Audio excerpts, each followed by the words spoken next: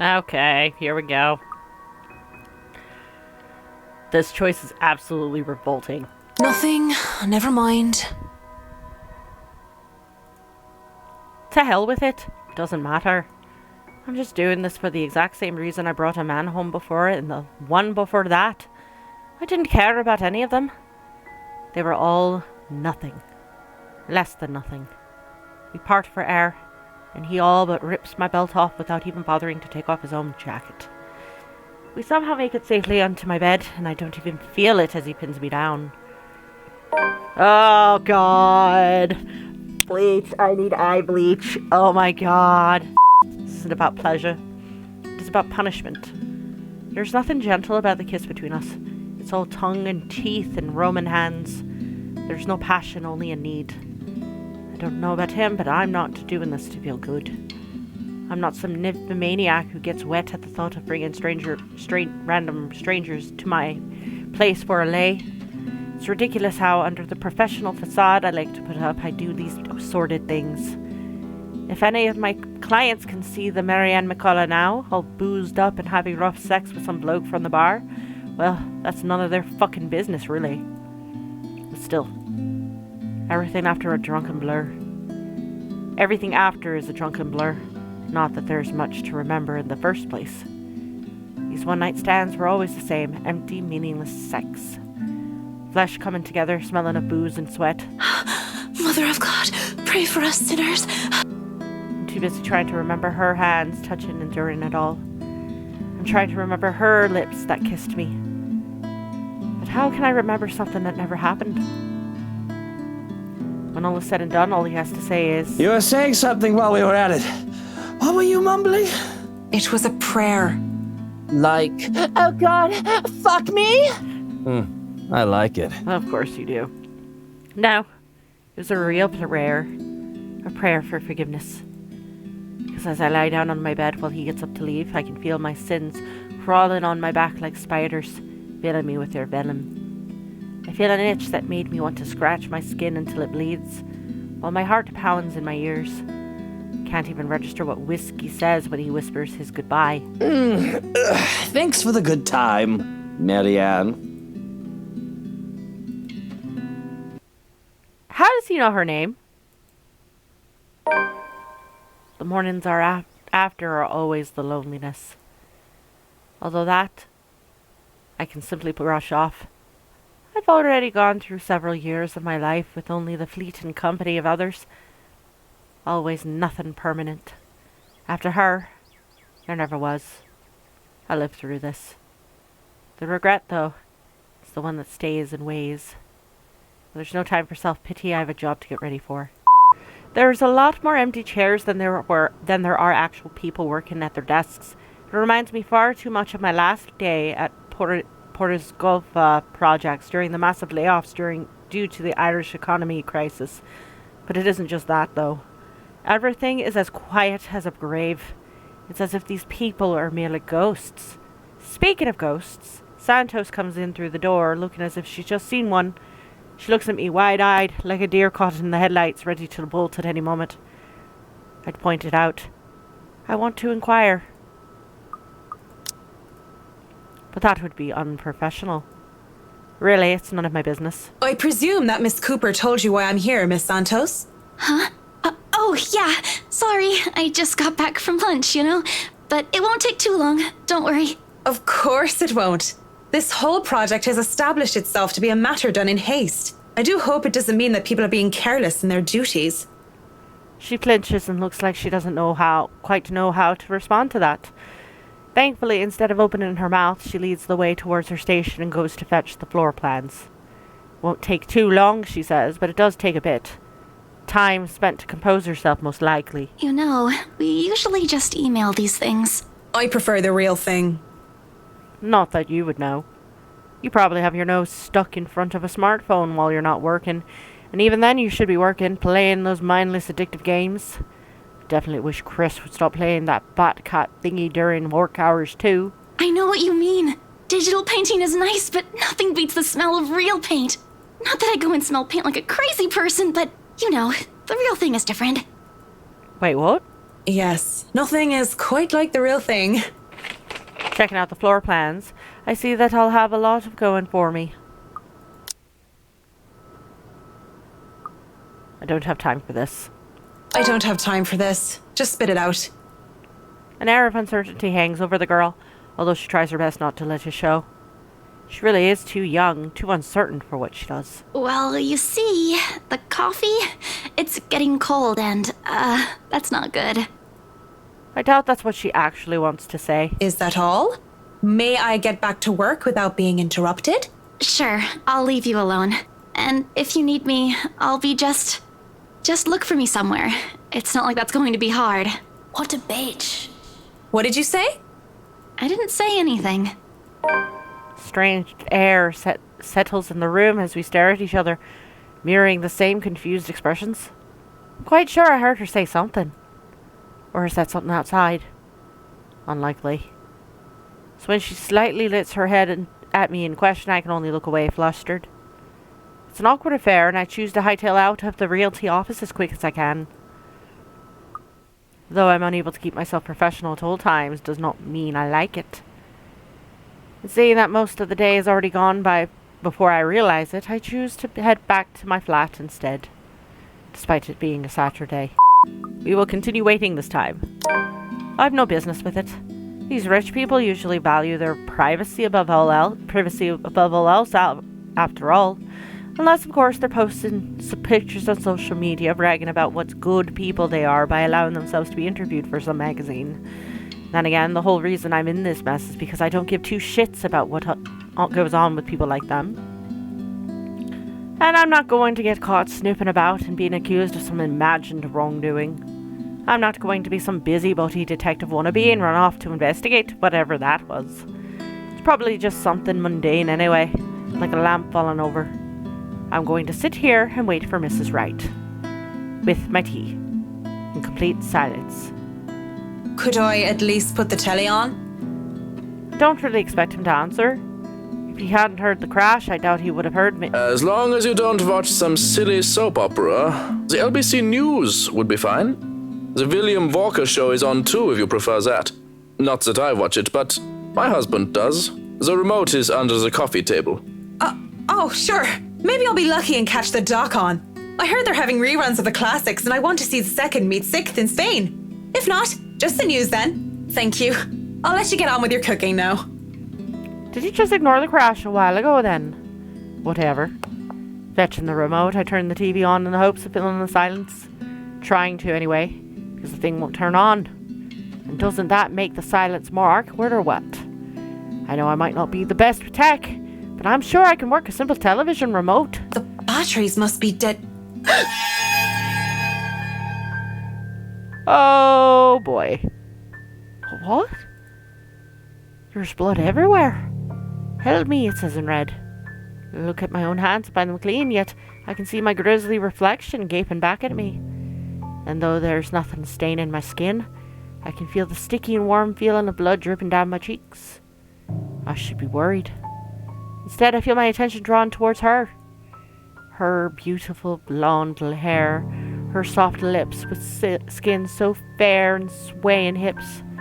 I want nothing more than to hold her, plant my lips on her neck, and to run my fingers through her hair. She laughs, and she smiles when she looks at me. But where are her eyes? Temptation's gone in an instant, and I recoil, horrified at this reflection I'm seeing, only to back into something, or rather someone. Mrs. Wright stands there, twirling a lock of her long blonde hair, a soft smile on her lips, and a hand on her hips. I almost back away, but I ground and remind myself that this is my client. And whatever I just saw, well, it wouldn't be too far-fetched to say that perhaps I'm going a bit daft. It would be preferable, of course, to think it was all the trick of the light, or the makings of an overactive imagination. Good morning, Mrs. Wright. I'm sorry, I didn't see you. Have you been standing there long? No, I just came down and saw you were having a hard time with the telly. We must have forgotten to change the batteries. Are you all right, dear? You're looking a bit pale. Haven't you had breakfast yet? No, I'm fine. I had breakfast already, Mrs. Wright. I just need... Well then, you mustn't have had enough breakfast. I'm all for a good diet, but that's the most important meal of the day. Johans is cooking up pancakes. You'll feel right as rain once we get some fluffy, syrupy goodness in you. And are you sure you're fine, Marianne? You're shaking. Looking down at my hands, I can see them trembling. Really? Just because she looks so much like her, I'm becoming a damn train wreck? I've been seeing her in my dreams and hearing her voice ever since I met Mrs. Wright at the mansion. With so many blondes in the world, what was different with her? What was different this time? I just remembered something, that's all. It's nothing to worry about. Okay. Are you sure? I am all ears if there is something bothering you. I don't mind a good story, and I don't want it to affect your work performance. Gossipy wagon, isn't she? She should just leave you alone. It's not like you need her. You don't have to worry about that, Mrs. Wright. I say business stays business, and anything else can stay in the doghouse until I'm done with work. I just have to bear through it, don't I? If I tell her that I'm hearing voices, that'd be a fast track straight to the nut house. What else can I do?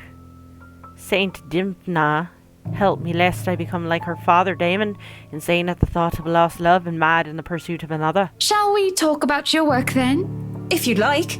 It's on your time, after all. I've been told many good things about you, and I've seen some of your work before.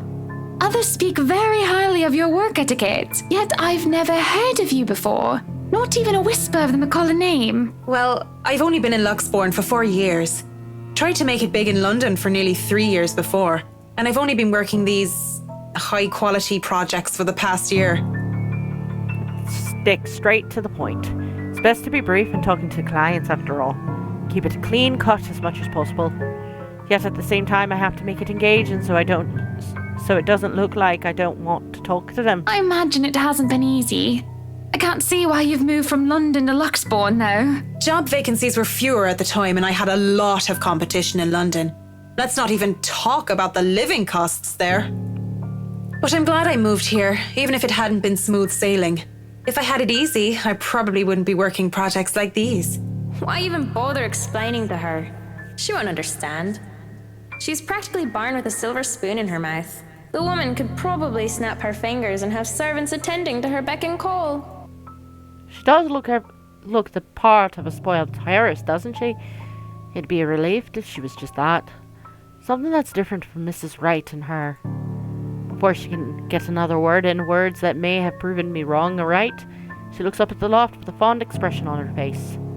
With just a simple glance, she can put in so much love, and I feel a tad bit jealous of whoever holds it. Good morning, Luke, darling. Good morning, ladies. What a wonderful morning it is, that I wake up to such a beautiful sight. I do hope you two are getting along. I want to smack that smile off his face. Would it do in a heartbeat even, if only he wasn't my client. But I can just see the headlines now. Interior designer sucker punches rich arsehole. Sometimes I wish I'll stop thinking whether something is worth the trouble or not and just do. What is with that look, Marianne? You look like you've smelled something foul. What? Don't you like the smell of pancakes? I think they're just wonderful. Like prayers answered by the breakfast gods. Oh, you fucking asshole. I usually prefer tarts, but pancakes are just as good. It's nothing. Never mind. Come on then, we can discuss business over food. We can compromise. I really wish they didn't look at me like that. This is their decision to make. But if they want to ask for a professional's point of view, I'll be happy to give my 2 cents. You can still have a garage. See, Marianne agrees with me. Thank you. But the structural integrity of the mansion might be at risk if we try to turn the dining hall or any of the rooms into a garage. Taking down one of the exterior walls might hit one of the support beams. And with a mansion that old, I'd rather not risk it, especially without closer inspection. There's always compromise, of course. I suppose that's better than nothing. Better than flat out saying no. Mrs. Wright does have a point. There's plenty of space for a garage outside of the mansion itself. If you'd like a covered parking space, we can arrange something on the grounds instead. Then we better go there. I want to see where we can build a garage. Yes, no time like the present.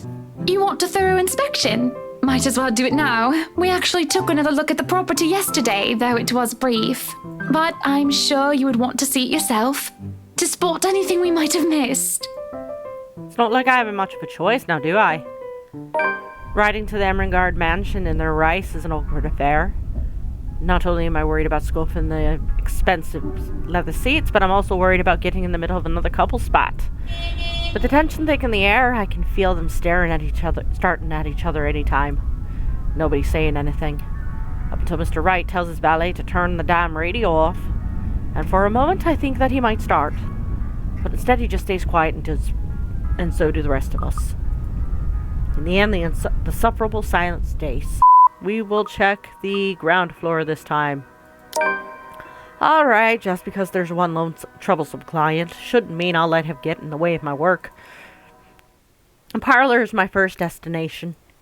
Mostly because I figure Mr. Wright is hiding down in the wine cellar and making plans there.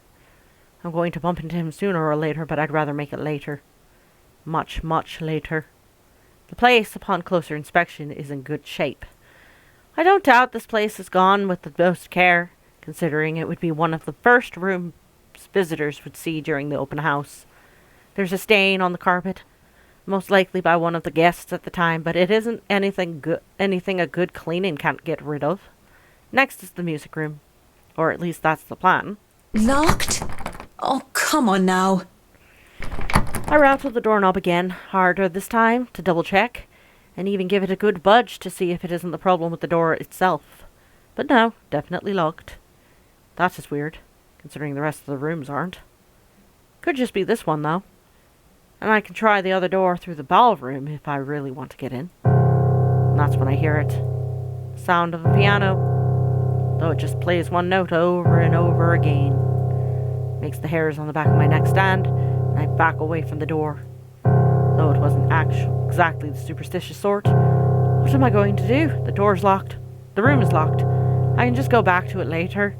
Maybe see if I can go through the ballroom and... The music room door opens, and who else but Luke Wright stands by the doorway. He looks like a lot like the cat who ate the canary, and I didn't appreciate the way his eyes linger on me. Isn't it common sense that locked doors mean someone wants a bit of privacy? You needn't try to break the door down. Or did you just want to see me again that badly without the missus? Of course. I'm still up for a shag if that's what you're after.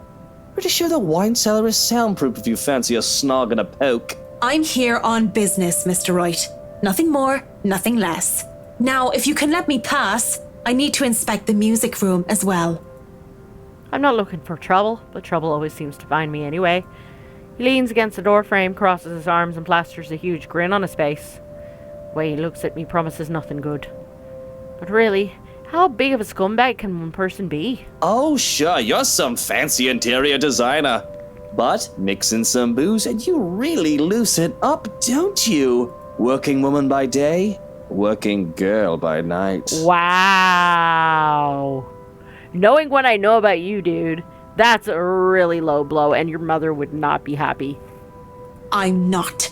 I'm no such thing.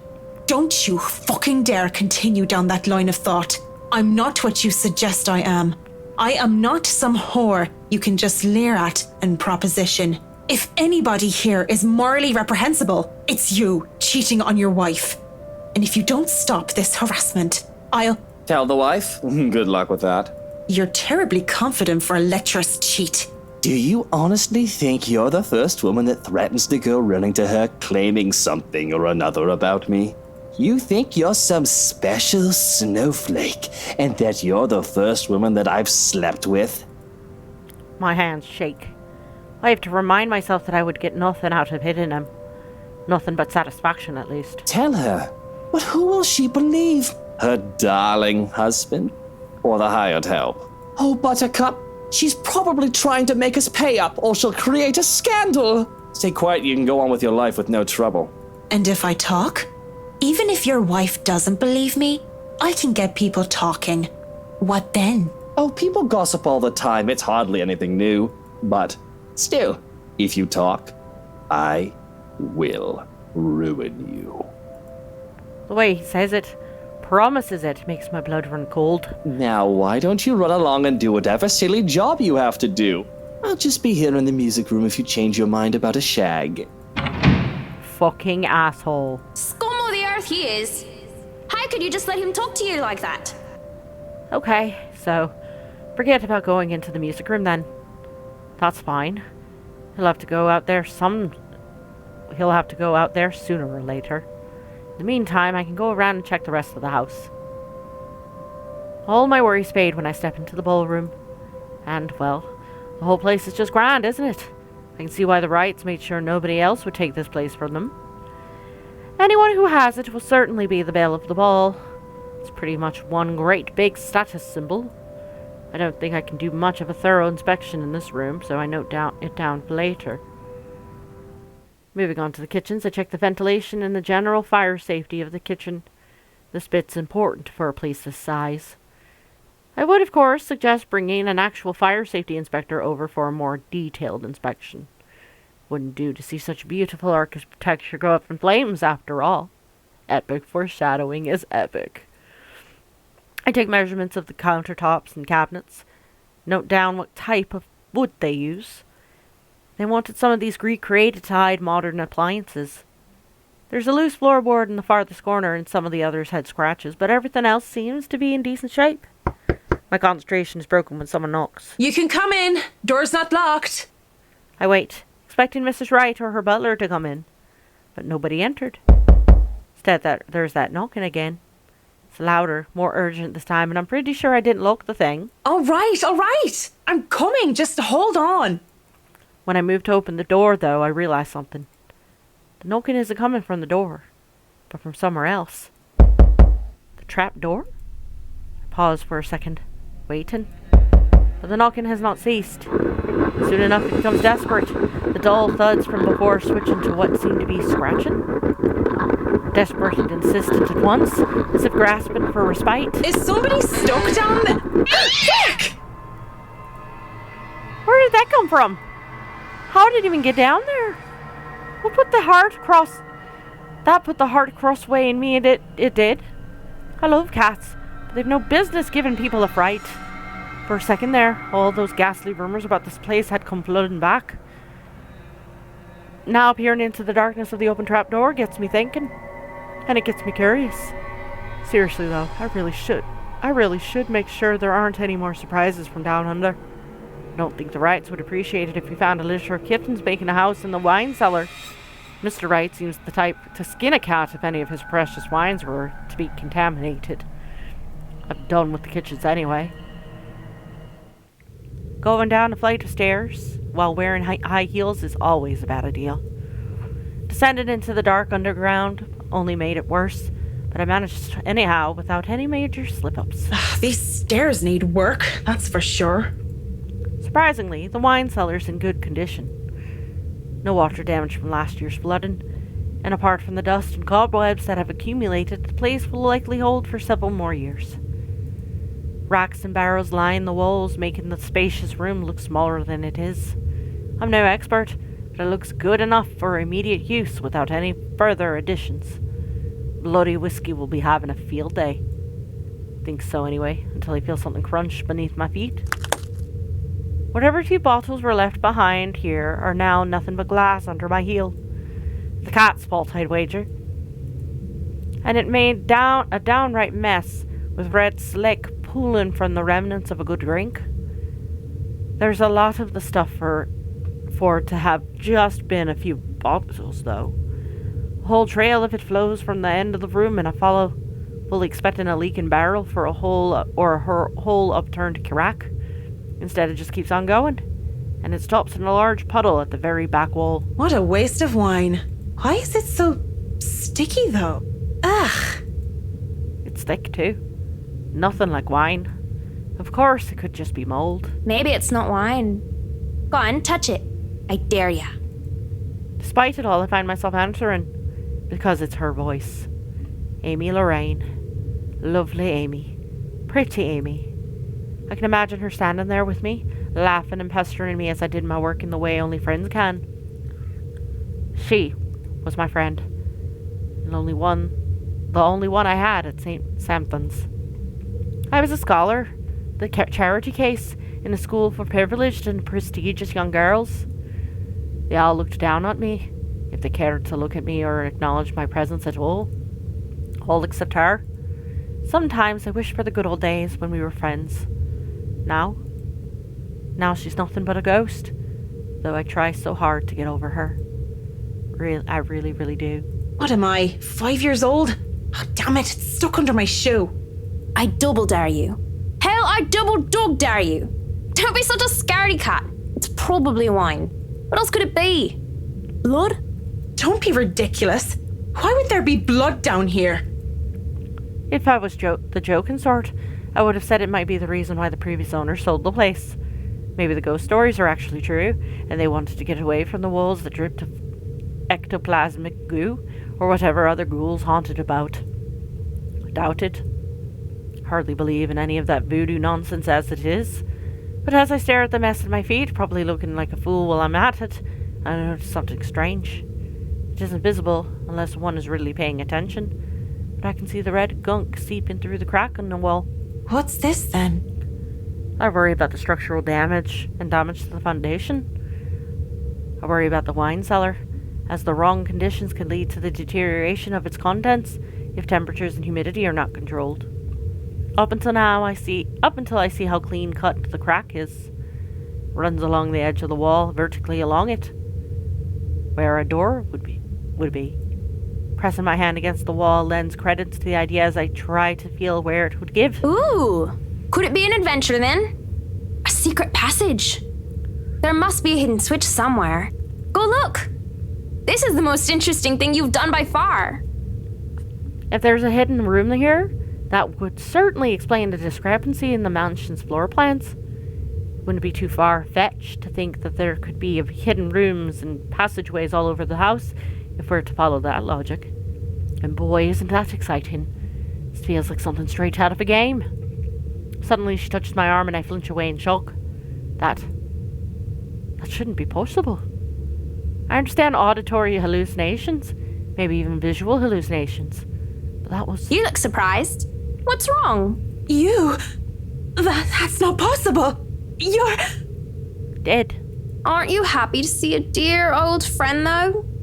I'm hurt, I am. What the hell is going on here? Oh, isn't it obvious? I've come back for you, so that we can be together again. When she touches my arm once more, I recoil. What does she mean, together again? She's dead. No! Leave me alone! Leave you alone? But I just got here. Turning around, I met with the Wright's butler, who looks at me with an indifferent look. And when I look back, Lorraine's gone. I wasn't talking to you, just thinking aloud is all. You should really avoid talking to yourself, Kint. Do more of that and others will think you're insane. Yes, thank you. Is that all you're here for, or has your master sent you running down here for something? Oh, no, I am just down here to admire the place. I've not been inside before. I thought I would look around before we return to the city. The car is already running, you see, and I suggest you go back to the foyer, unless you wish to be left behind. It seems you are in good company already, after all, with this house and your imaginary friend. Fuck you. Wait, we're leaving already? But I haven't finished inspecting the rest of the house. Be that as it may, there's a sulking man-child up there who wishes to go home. We are all subject to his whims, lest he throw a tantrum. Wonderful. I can't help but smile at that. He's a strange guy. I still can't imagine how he can work for a guy like Luke Wright, though. I imagine the blonde arse ain't an easy guy to get along with. Whatever the butler was having to tolerate that, I want 10 of. And we wouldn't want any soiled knickers or spilled milk. Why don't you go head on and I'll be right there. Very well. Do be careful on your way back. I saw some broken glass on the way and it will not do to cut yourself on them. I will, yeah. Just tell Mr. Wright not to blow a gasket or anything. I'll be just a minute. Speak of blowing gaskets, there's something else dangerous here. Whatever is behind that door, it could pose some problems. Best case scenario, it'd only ruin good stocks of wine. But who knows what's behind that false wall? I'll have to come back to it. already dark as we make our way out of the mansion. With no light, we are only illuminated by the headlamps of the Wright's car and the stars up above us. The sight of them helps me compose myself much more than several minutes of being alone did. The car's engine's running, yet the two still stand out on the lawn. Mrs. Wright is busy, eyes up to the stars, and Mr. Wright, arms crossed, his eyes down on the ground. It is the crunch of grass beneath my heels that brings their attention to me. About time. What took you so long? A minute longer and I'd think the house swallowed you all up. Oh, hush, dear. I'm sure she has her reasons. Marianne doesn't seem the sort to idle. Sorry, I was just checking on something important.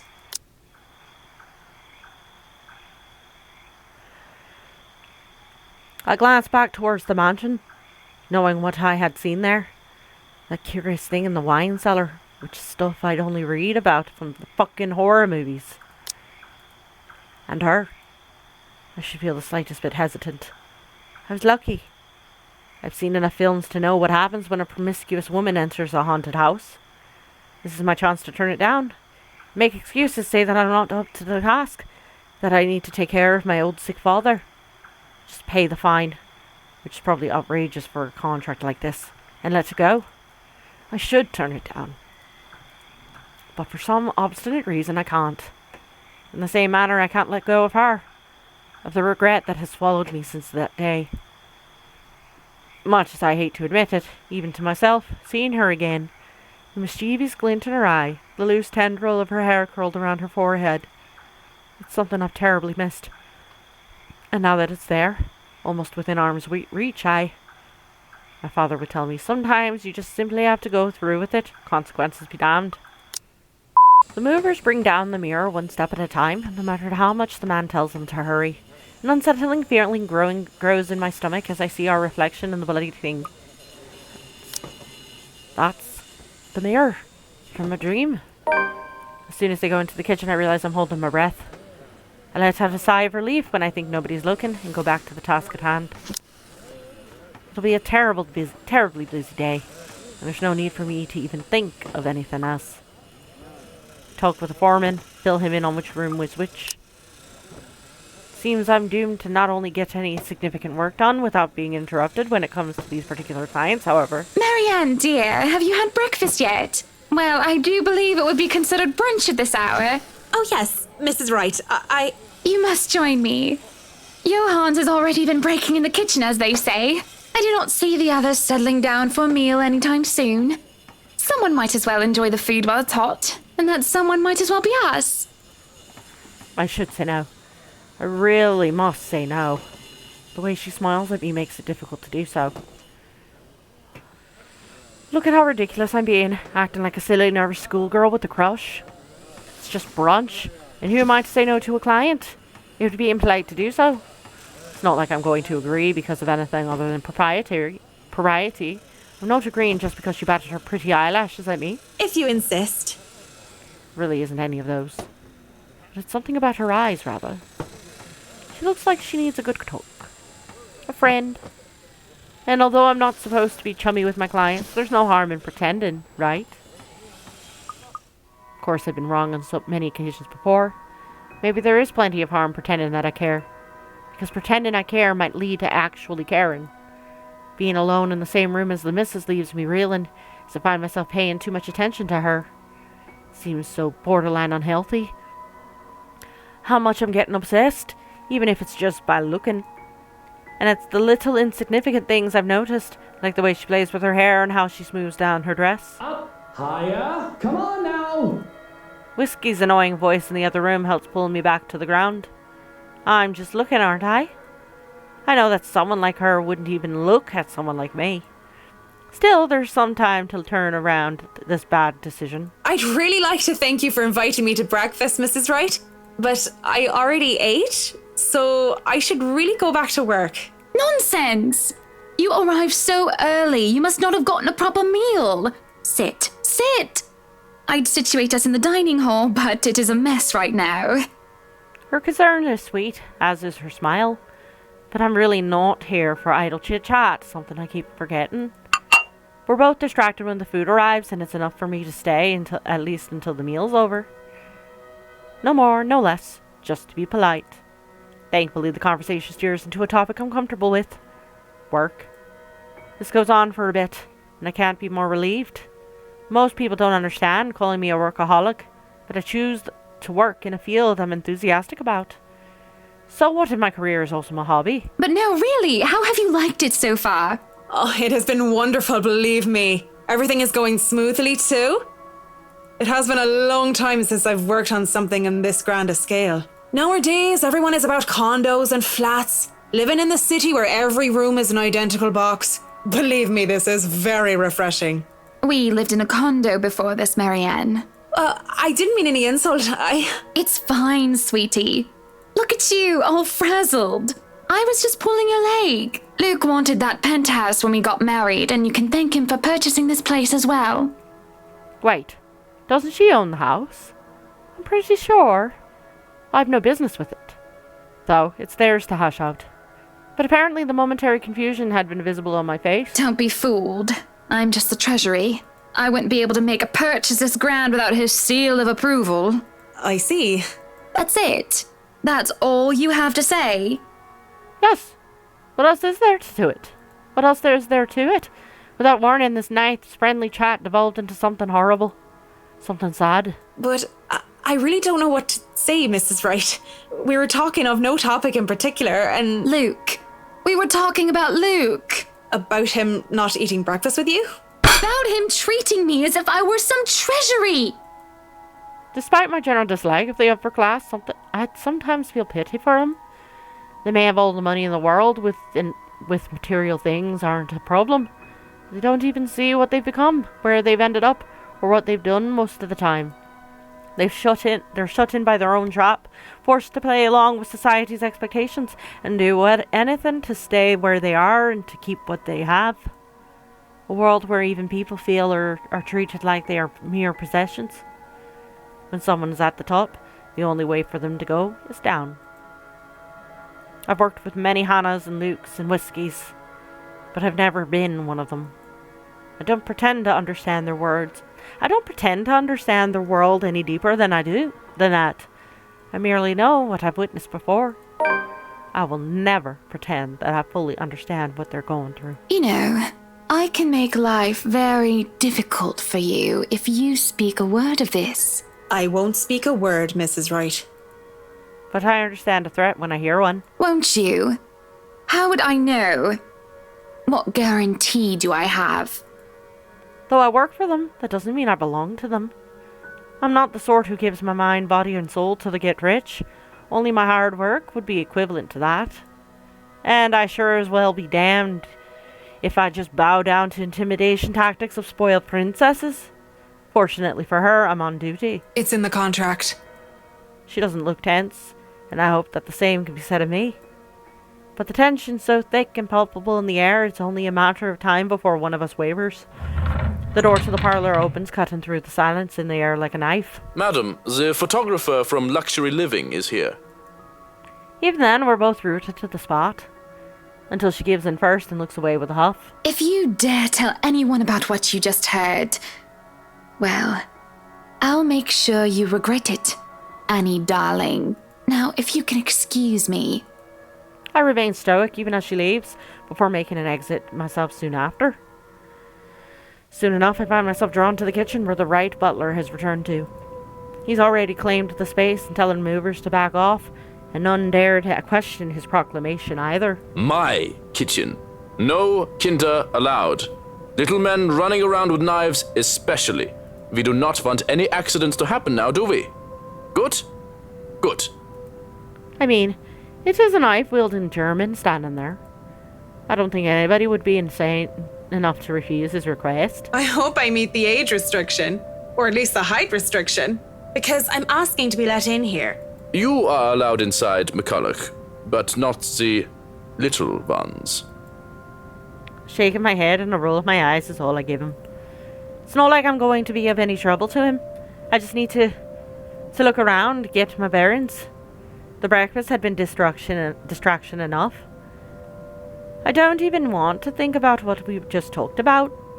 I just need to get my head straight and get back to work. You're not going to go out there and join Mrs. Wright? You're starting to look strained. If you want your picture taken so badly, I'm sure the photographer would oblige. What is it that you want to do then? Film. Documentaries mostly. But cinematography is a lot more difficult than photography, right? I was working on this thing, actually. We need to get you away from the butler. You're starting to sound like him. No, I'm not joining Hana for an interior design magazine photo. What am I, a piece of furniture? Well, you certainly have the... I don't know where I was going with that. Piece of furniture would be more enticing than you are. Also. Look, did a lot of you have anything else crucial to do today? Marianne? There are still some little things to do. It isn't the end of the day yet. Yes, but you're paid hourly, aren't you? Per day? Really, I don't care. You and the others can just take off for the day. Why is he dismissing us early all of a sudden? Is this about the possible security threat? Did my question get him all wary and paranoid that he would just send the workers and I away? Realize the threats are of actual concern to these rich and powerful people. I imagine whether anyone wants to or not, they get a few enemies here and there. But I'm sure the foreman and his workers can be trusted and are no threat. Well, at least I trust the people I'm working with. I understand if he doesn't. He doesn't know them from a can of paint. Still, won't it be safer if there are people around who can watch their back? You're the boss. My being paid by the day aside, I won't be held responsible for any significant delay caused by your decisions. I'll try to get around that, of course, but I'll just remind you of the fact. Whatever, take forever with the house. I don't give a bloody damn. Don't you worry, you're still getting your money. Just sod off, go crawl around a pub and find yourself a good lay. Wow. Paranoid and aggravated as he might be, this conversation certainly didn't have to warrant that sort of remark. Maybe I will. Walking out to the kitchen, I just accept the fact that whatever he says will go off while under his roof. I take it the investigation isn't going well. When does it ever? But that's not the problem, no. It's... There's the sound of a mug being slammed down on the counter. It manages to catch my attention for a split second before I zone out again. It doesn't matter how I am or how my investigation is going, all right? Don't take that tone with me, boy. You know I'm only concerned. You're drinking too much as is, and I've never seen you drink before when you were here. Not once. You've been sulking here for over an hour now, which is unusual in itself. I know where this is. He's just learned about Isabella, so there we go. So tell me what's going on, because I'm pretty sure alcohol don't have the answer you're looking for. That's fine, because all the answers I need are probably from you. Just give me what you know and I'll be out of your hair. This about that torn-up girl on the news? Aye. It doesn't matter. I'm here to talk business. Their talk would have interested me, would have kept my attention if I gave a damn. But in my current state, I can barely give two fucks about the things going on around me. All these words are just buzzing, barely surfacing from the sea of sounds that is the pub. And it would have stayed that way, perhaps even drowned, if I didn't hear his name. Luke Wright. You know the guy. How dare that sleazy wanker treat me like I'm a piece of furniture? And by wanker, you mean Luke Wright. Yes, Luke Wright. I just said that. He's Kultona Kranthe. Completely different from his pretty wife. And Annie? Hannah? Anna. It's Hana. I wouldn't be surprised if he's doing something dirty behind her back. Even bought him a mansion. Lucky bastard. So it was the wife who bought the place. Are you going to repeat everything I say? Yes, it was the pretty one. The one with the long hair. She bought the place. Sort of. With how drunk you are, I don't even know if you're aware or sure of what you're saying. Excuse you? I am at least 350,000% sure that I know what I am saying. I don't think she is. I am a professional. I'm totally sure of what I'm saying. Do you think just because I'm drunk I don't remember facts? I remember everything. I remember every little thing as if it only happened yesterday. I bet you don't remember young McGurn's full name. Of course you don't. Here we go. John William, pure mad, mental inte, your body, Simpson Clay, Gimel Chip, the Bam, Rib Racker, no real young rebel, ya best Saint John McGurn. See? I have a photographic memory. Or read memory. Oh, she's eidetic. She has an eidetic memory. I know what that is. Basically, for those who are unaware, an eidetic memory, the difference between an eidetic memory and a photographic memory is that the photographic memory, everything you see, you remember, as if taking a photograph, hence the name. Eidetic memory is everything you read, you remember. So if you read it in a book, even if you read like a sentence, you will always remember that that's what it says. There we go. I don't remember which is which. Back to the wanker. Nothing off about him or anything? Nothing shady that sets the alarm bells in your head? Alarm bells? Nothing ringing. Maybe someone's mobile is. I'm getting tired. Enough for me to press my cheek against the cool countertop with my eyes shut tight. Eventually cracking one eye open just in case they thought I fell asleep. I grin at Holmes. Aside from being a sleazy piece of shit, he did get all in a tizzy whenever something about security came up. Makes sense. I don't blame the guy. Place that big, you'll need a couple dozen people stationed around if you want to make sure nobody you don't want gets in. And the guy seems like the type that doesn't like too many people. Oh, but he does like the ladies. I don't think his mummy hugged him enough or anything. These are serious questions, Marianne. Lives might just be at stake here. What do you expect? She's smashed. Why am I even doing this? This is getting me nowhere, G. She's not a reliable source. The chief, let alone the courts, aren't going to take the word of a drunk. This'll be dismissed, and I might be in trouble if they try to argue that I coerced a testimony out of her. This is a fucking train wreck. You're a fucking train wreck now, if you ask me. Yeah, he is. Maybe it's about time you apply the brakes and stop for a bit. Wave of despair that comes over the both of them is palpable. If feelings had a taste, it'd be bitterer than the beer I'm full of. And it gets me thinking, though thinking doesn't get me far with too much shite in my system. Perhaps it has been the years, perhaps not. It might just be the little things that have built up all this time. But in any case, with things like these, I've seen couples take time apart just to cool off. Sometimes they get back together in the end with lighter hearts, and sometimes they don't get back together at all, but part on better terms. What if I said the couple are very public figures? They wouldn't want to take time apart unless it was really necessary. They wouldn't want people to talk. Well, that's a load of guff. Not to mention that makes them a bit thick, doesn't it? Forget about what other people say. That's their relationship and they should do what's best for them. Why she thinks a single woman like me would be the best source of her relationship advice is beyond me. Still, I talk and I answer to the best of my abilities. Without realizing it, I'm already pouring out a part of me that I had thought were long gone. I'd like to believe my words would be of some help to Mrs. Wright. If I'm honest though, they are of some help to me, like some weight has been taken off my shoulders.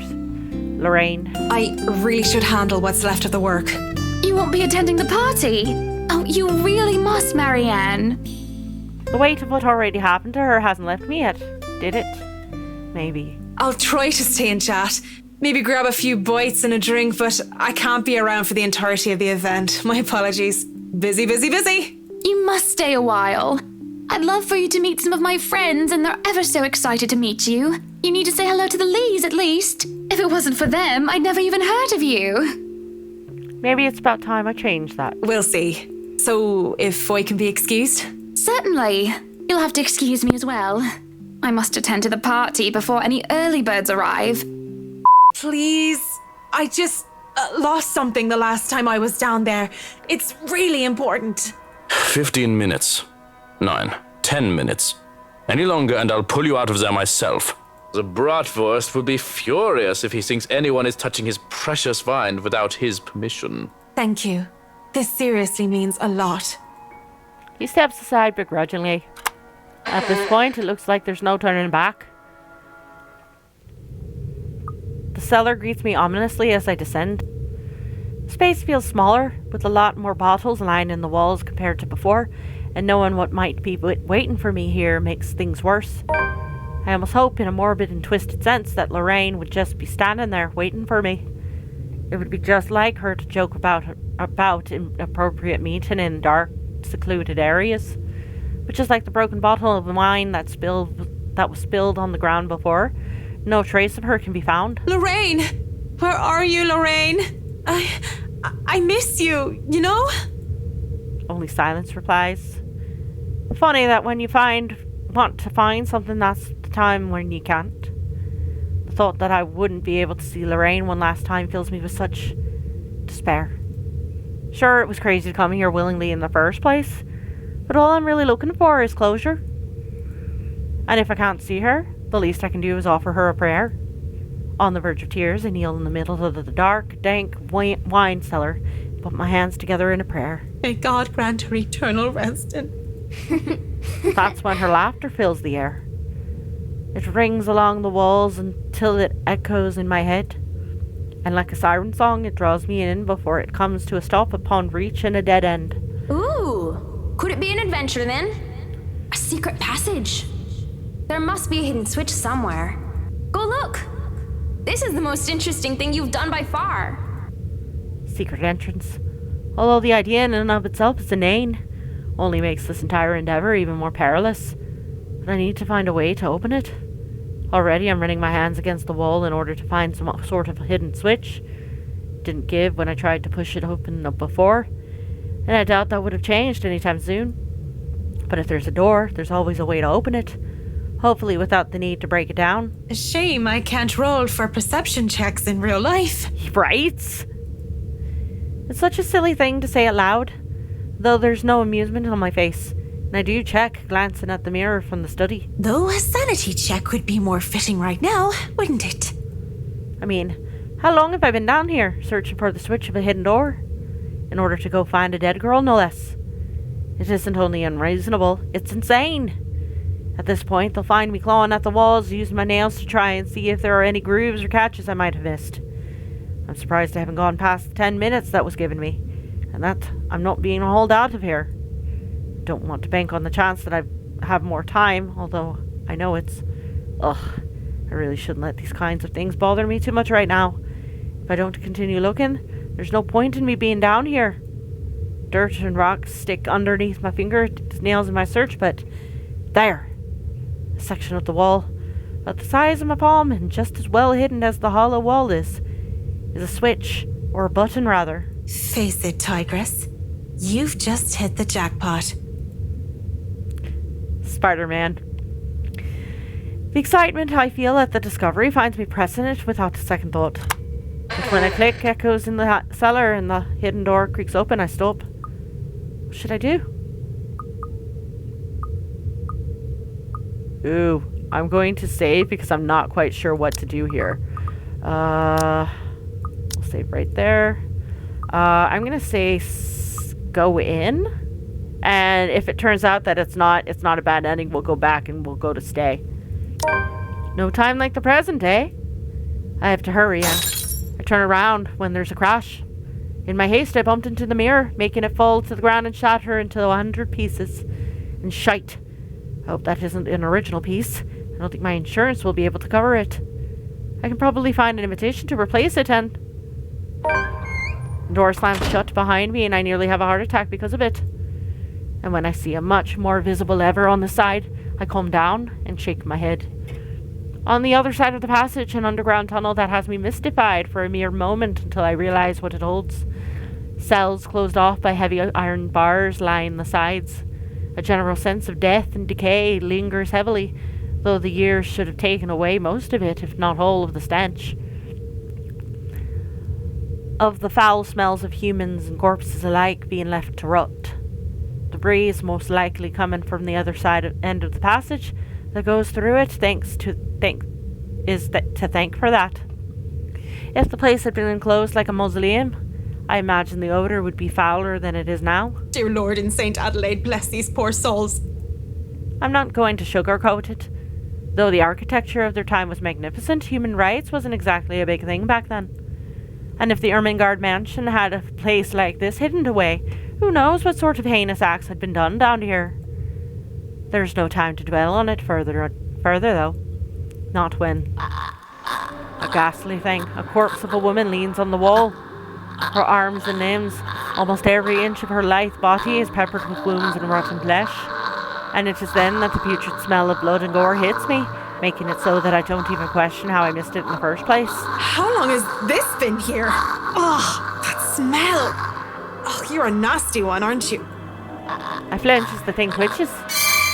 And as soon as it opens its eyes and looks at me with a smile, there's nothing on my mind but terror. I break into a run. I try to keep on running no matter how much my legs and my feet scream at me to stop. I keep going, even when I look back and see nothing of her anymore, because I can still hear her. Scampering of her feet, the words she tries to form with her bloodied mouth, and the painful sounds of bone grinding against each other as she moves closer and closer to me. How long are these damn tunnels? I have a feeling I picked the wrong one. Yep. So we're gonna go with stay this time. Seems so cliche. Like a death trap from an old horror movie. Might very well be a dead end down here. Hopefully not literally. Though I have no reason to fear for my life, it is hard to think I will be in any way safe if I continue in here. The thought makes a chill run down my spine, yet nothing is as paralyzing as what I hear next. It's distinct and alien, and it's enough to make me look, nervous of what I might see there. Behind me I only see... Lorraine! You're here! I thought I would never see you again. Can't even question how in God's name this is possible. Okay, there we go. Seeing her there fills me with such a strange feeling of relief. I told myself I was ready to move on. Yet here I am, ready and willing to just embrace her back again with open arms. Her beautiful blonde hair, her soft lips with skin so fair and swaying hips. She laughs, and the smile she sends my way as she walks over makes my chest feel tight. But her eyes are the most beautiful of all. I'm so sorry. I must look like a right mess. It's been so long. I'm here, Em. I'm here now, don't you worry. Come here. It takes everything I have not to tear up at the sight of her. She reaches out and slips her fingers through mine before pulling me away from the tunnel and towards the mirror. Our reflection, a grown woman and a teenager barely past her prime, lends a bizarre light to this whole scene. I can't imagine how you've been so alone all these years. I left you, Lorraine. I didn't mean to, but that's what I did. I don't even know if you can ever forgive me. Don't cry. Doesn't suit your pretty face. Besides, I don't have to be alone anymore, do I? You're here for me, aren't you? You'll never leave me again, will you? My mouth goes dry as she looks at me. That isn't the plan. This isn't closure. Yet her hand in mine makes me believe that this is real. She's real. And that's all that matters. Nothing else. Yes, of course. I wouldn't dare leave you. You swear you won't leave me? I swear to God, I won't, Lorraine. Though her smile remains, I can only describe her expression as sad. She walks around until she stands just behind me and wraps her arms around my waist. I nearly crumble with how I am in her arms once more. And when she puts her chin in the crook of my neck and I feel her hot breath on my neck, I'm filled with both joy and grief. The scent of chocolate, almonds, honey, and beer surround me. My first taste of love. The love that I denied. It had been so bittersweet. God's not the only one you're making promises to, Marianne. Swear it to me. Or, even better, prove it to me. I'll stay forever with you, Lorraine. I swear it to you. How do I even prove it to you? Simple. She presses something in my hand. A large glass shard from a wine bottle cold and sharp. Oh, shit. She wants her to unalive herself. You join me. She's suggesting that I... Die for me. Lorraine! That's... How can I? How can I even do such a thing? There's no need to be scared. I'll be here for you until the end, Marianne. Even if you hadn't done the same for me. But that's the only way I can forgive you. The only way we can be together again. She guides my hand, raising the glass shard. My own hands are weak, as is my will, and I can only bare my neck to do with as she pleases. There's no reason, no self-preservation, as I mindlessly welcome my own death, as if it will lead me to my salvation. I feel nothing at first, other than the glass touching my skin like a caress, until a stinging sensation blooms across my neck. The pain sears and burns like nothing I've felt before, and every breath intensifies the feeling. Even if I wanted to cry out and scream, I can only cough as a slick metallic taste coats my tongue. The most I can do beyond that is rasp out, calling for her name. Lorraine. Cold and weak. I grow worse by the second. I cough with each ragged breath, expelling the blood that I'm inhaling through my slit throat. Shush now. It'll be over soon. Really soon. There's a moment of doubt as I remember that the devil was once the most beautiful angel in heaven, that I shouldn't be deceived by such beauty. But in my final moments, all of that is soon forgotten. My mouth twitches. I can't muster even the smallest of smiles anymore. But I'll be with Lorraine.